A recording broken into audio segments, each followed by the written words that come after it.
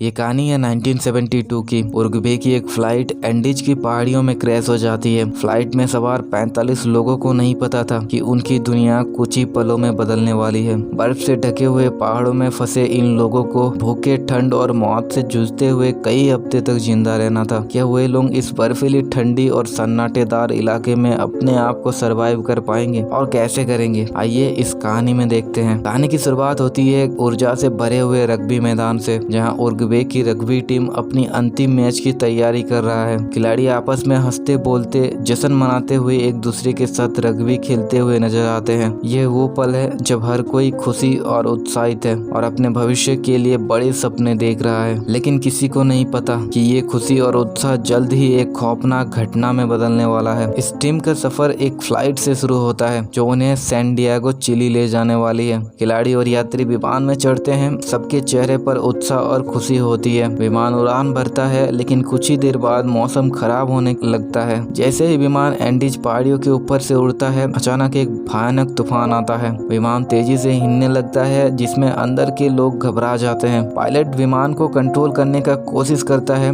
लेकिन विमान एक पर्वत से जाकर टकरा जाती है और विमान दो हिस्सों में क्रैश हो जाती है। और यहीं से शुरू होता है दोस्तों इन लोगों का एक खतरनाक और खौफनाक सफर, जो पूरे 74 दिनों तक चलने वाली है। और इन 74 दिनों में वे अपने आप को भी खाने के लिए तैयार हो जाते हैं। प्लेन का क्रैश होने के बाद कई लोग घायल और इस हादसे में कई लोग मारे जाते हैं। पर इस 45 लोगों के सफर में 27 लोग अब भी इस ठंडी बर्फीली पहाड़ में बच जाते हैं। दिन का तो सही है, पर रात वे लोगों के लिए खौफनाक होता है। बर्फ की ठंडी हवाएं -30 डिग्री से भी नीचे चली जाती है। किसी तरह वे लोग इस ठंडी हवाओं से रात काटते हैं। सीन कट होता है और हमें अगले सुबह का सीन दिखाया जाता है, जहाँ सुबह की धूप देखकर सभी लोग अपनी फ्लाइट से बाहर आते हैं और धूप सेकने लगते हैं। वे लोग आपस में बातें करते हैं और मरे हुए लोगों को एक जगह इकट्ठा कर देते हैं और एक प्लान बनाते हैं। फ्लाइट में सभी चेयरों को बाहर निकाल देते हैं और अंदर अपने लिए जगह बनाते हैं और बचे हुए सामानों से फ्लाइट के बाहरी हिस्से में एक दीवार बनाते हैं ताकि रात में बर्फीली हवाओं से बच सके। इसी तरह दिन बीतता है और वे लोग इन बर्फीली हवाओं से हर दिन लड़ते रहते हैं। वे लोगों को यकीन था कि वो लोगों को बचाने रेस्क्यू टीम जरूर आएगी। और इसी तरह दिन गुजर ही रहे थे और एक दिन उन्हें अचानक एक दूसरे फ्लाइट का आवाज सुनाई देता है।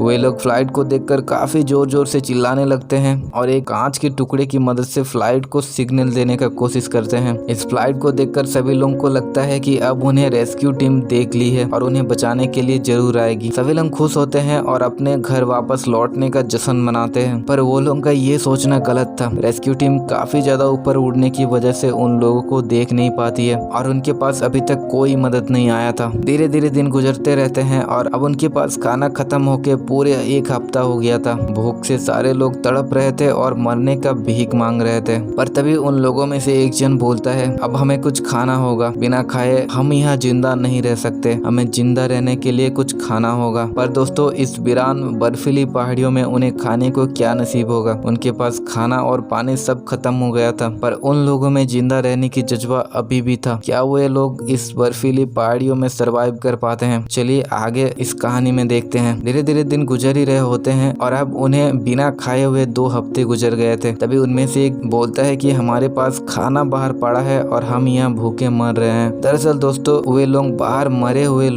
खाने का सोच रहे थे, जिससे वो लोगों का भूख मिट सके और वो लोग किसी तरह जिंदा रह सके। ये बात सुनकर बहुत लोग इसके लिए मना कर देते हैं और बोलते हैं कि ये इल्लीगल है, हमें इसका इजाजत नहीं है, हम इनके इजाजत के बिना उन्हें नहीं, ये करना गलत होगा। पर दोस्तों इंसान को जिंदा रहने के लिए खाना जरूरी है और इंसान अपने आप को जीवित रखने के लिए कुछ भी कर सकता है। इन बचे हुए 27 लोगों में अब 2-3 जन बाहर निकलते हैं और उन लोगों को शुरू कर देते हैं और जिंदा रहने के लिए अपने भोजन के रूप में खाने लगते हैं। उन 2-3 जन को देखकर अब धीरे धीरे सभी लोग भूख को कंट्रोल नहीं कर पाते हैं और वे लोग भी बाहर आकर एक एक करके इन लोगों को कर देते हैं। पर इन लोगों में से अभी भी 2-4 जन ऐसे थे जो खाने से मना कर देते हैं। वे बोलते हैं कि हम अपने भूख को कंट्रोल कर सकते हैं पर ये खाना नहीं खाएंगे। धीरे धीरे दिन गुजरता है और एक दिन उन लोगों को एक सूटकेस में रेडियो मिलता है। रेडियो मिलते ही वे लोग रेडियो को खोलकर अच्छी तरह साफ करने लगते हैं और रेडियो को ठीक करता है और रेडियो को ठीक करके सुनने लगता है। इस रेडियो के मिलने से वे लोगों को लगता है कि अब हमें मदद मिलेगी, पर कुछ और ही होता है। उन लोगों को पता चलता है कि उन लोगों को जो रेस्क्यू टीम ढूंढने के लिए निकले थे, काफी दिनों तक ढूंढने के बाद और मौसम खराब होने के कारण अब वो ये लोगों को ढूंढना बंद कर देते हैं और पूरे 1 साल बाद मौसम ठीक होने के बाद उन लोगों को फिर से ढूंढने का ऑर्डर दिया जाएगा। ये सुनकर सभी लोग बहुत निराश हो जाते हैं और अपने जिंदा रहने के आस को खत्म कर देते हैं। सभी लोग रोने लगते हैं और उन लोगों के पास अब मदद के लिए कोई नहीं आने वाला था। तो दोस्तों अब उन लोगों के पास कोई खाना नहीं बचा था और रेस्क्यू टीम पूरे 1 साल बाद आने वाली थी। तो क्या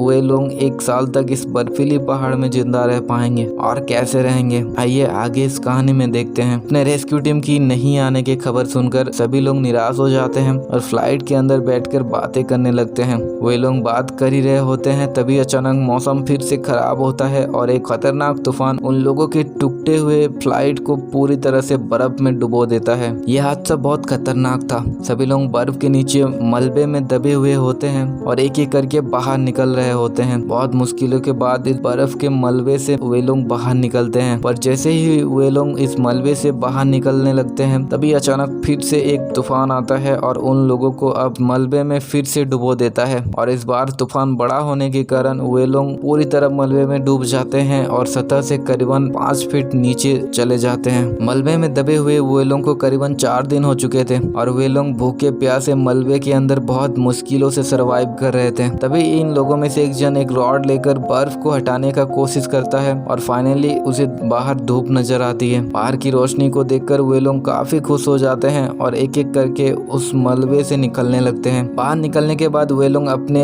बर्फ से ढके हुए फ्लाइट के ऊपर से बर्फ को हटाने लगते हैं और बचे हुए जख्मी लोगों को मदद पहुंचाते हैं। इतना सब होने के बाद वे लोग अब इस फ्लाइट से निकलने के लिए एक प्लानिंग बनाते हैं और इस प्लानिंग में उन बचे हुए सभी लोगों में से 3 जन पहाड़ियों के उस पार जाने वाला था और वहां से मदद लेकर आने वाला था। वे 3 जन सब कुछ तैयारी करके अपने साथ 1 सप्ताह का खाना लेकर इस सफर पर निकल पड़ते हैं और बाकी सब इस टूटे हुए फ्लाइट पर उन लोगों के वापस लौटने का इंतजार करते हैं। उन तीनों को इस सफर में काफी ज्यादा दिक्कतें आने वाली थी। जैसे ही इस पहाड़ की चढ़ाई को चढ़ते हैं आगे से रास्ता उतना ही लंबा होने लगता है। किसी तरह वे लोग इस पहाड़ को चढ़ जाते हैं पर आगे के नज़ारे को देखकर वे लोग एकदम हैरान हो जाते हैं। दरअसल दोस्तों इन पहाड़ियों के आगे उन्हें और भी कई पहाड़ों को पार करके जाना होगा। उसके बाद ही वे लोग सैन डिएगो तक पहुंच पाएंगे और वहां से मदद बुला पाएंगे। इस आगे के नज़ारे को देखकर वे लोग बातें करने लगते हैं और बोलते हैं कि हम इन पहाड़ियों को पार नहीं कर पाएंगे। हमारे पास इतना खाना और पानी नहीं होने के कारण हम लोग आधे रास्ते में ही मारे जाएंगे, इसलिए हमें यहाँ से वापस चलना चाहिए और रेस्क्यू टीम के आने तक का वेट करना चाहिए। पर उनमें से एक जन समझाने लगता है कि मैं यहाँ से पीछे नहीं मुड़ने वाला। रेस्क्यू टीम हमें ढूंढने के लिए पूरे 1 साल बाद आएगी, तब तक हम लोग इस ठंडी बर्फीली जगह में जमकर मर जाएंगे। हम लोग आगे जाएंगे और आगे से अपने दोस्तों के लिए मदद लाएंगे और हमें आगे जाने के लिए करीबन 10 दिनों तक चलना होगा और इसके बाद हम सैन डिएगो तक पहुंच जाएंगे। उन लोगों के पास 10 दिनों के लिए खाना नहीं होने के कारण उनमें से एक जन वापस अपने टूटे हुए फ्लाइट में वापस मुड़ जाते हैं और आगे वे दोनों इस 10 दिनों के सफर के लिए निकल जाते हैं। वो लोग धीरे धीरे आगे बढ़ते हैं और फाइनली एक दिन वे लोग सैन डिएगो के सामने एक नदी पर पहुंच जाते हैं। जहां वे लोग नदी में पानी पी रहे होते हैं तभी उन्हें एक आदमी नजर आता है। इतने दिनों के बाद वे लोग किसी बाहर की आदमी को देखकर बहुत खुश हो जाते हैं और उस आदमी को मदद के लिए जोर जोर से चिल्लाने लगते हैं। तभी एक पत्थर बांधकर वो आदमी आगे से एक कागज इन लोगों की तरफ फेंकता है और इस कागज में वे लोग सारा कुछ लिखता है और बताता है कि हम लोग पिछले 72 दिनों से इस बर्फीली पहाड़ पर फंसे हैं और हम दोनों इस पहाड़ को पार करके सैन डिएगो तक पहुंचे हैं और अभी भी हमारे लोग वहां टूटे हुए फ्लाइट में मौत से लड़ रहे हैं। इतना सब सुनते ही वहां से 2 फ्लाइट लेकर उन बचे हुए लोगों को रेस्क्यू करने के लिए निकल जाते हैं और फाइनली